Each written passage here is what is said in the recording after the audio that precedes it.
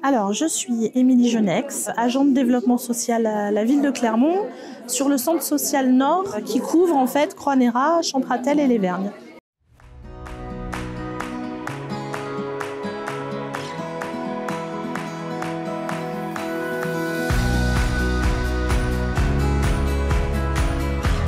Alors le salon des créatrices, c'est la deuxième édition. On reçoit une douzaine de créatrices qui ont en fait un talent caché, une expression créative. Elles n'osent pas forcément passer des caps en fait. Le salon, c'est un peu l'émergence de ces personnes en fait dans les quartiers nord. Voilà, c'est des petites perles en fait qu'on met en lumière et qu'on présente. Donc c'est une expo-vente, le salon, qui a lieu pendant 2 jours, donc qui côtoie amatrices et auto-entrepreneuses.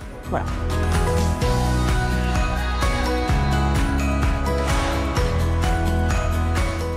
Alors en fait, c'est juste simplement, on visite, on fait le tour et on vote pour celle qui nous a le plus touché. Et la créatrice qui aura le plus de votes bénéficiera donc d'un accompagnement du CIDFF sur sa démarche de projet, d'auto-entrepreneuriat, de mise en avant de sa création et de sa créativité surtout.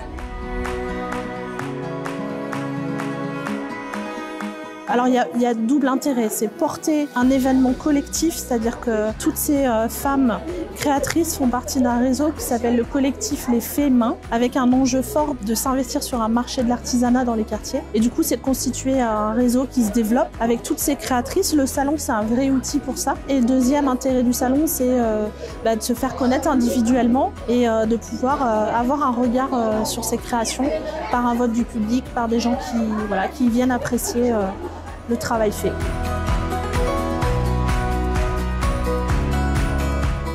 On souhaite que cet événement perdure dans le calendrier de la ville, que ce soit un outil, ça vient vraiment de développer ce réseau et puis de nouvelles créatrices, susciter des envies, faire découvrir des nouvelles personnes et de vraiment faire grossir ce collectif pour pouvoir faire des marchés de l'artisanat dans les quartiers.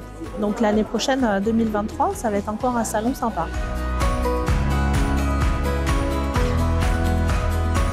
Ce qu'on voudrait, c'est qu'il y ait vraiment une visibilité transversale à la ville. C'est-à-dire que les gens viennent se déplacer et c'est hyper important pour nous, c'est l'objectif du centre social, c'est la visibilité de ces personnes, collectifs d'habitants sur l'entièreté de la ville. Et on se dit que le marché de l'artisanat, ça peut vraiment développer une image très positive des quartiers avec, on se fait plaisir, on vient à Champratel pour faire des cadeaux, pour offrir pour Noël, pour l'Aïd, pour un anniversaire, pour un mariage, pour ce que vous voulez.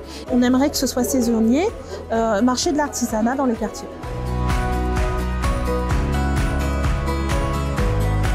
Le rêve, c'est que voilà, en fait, le salon soit autonome et que ce marché, ce soit vraiment le collectif qui l'autogère et que la ville sorte de ça et que voilà, les habitantes elles puissent continuer ce marché seules et de manière autonome et constructive.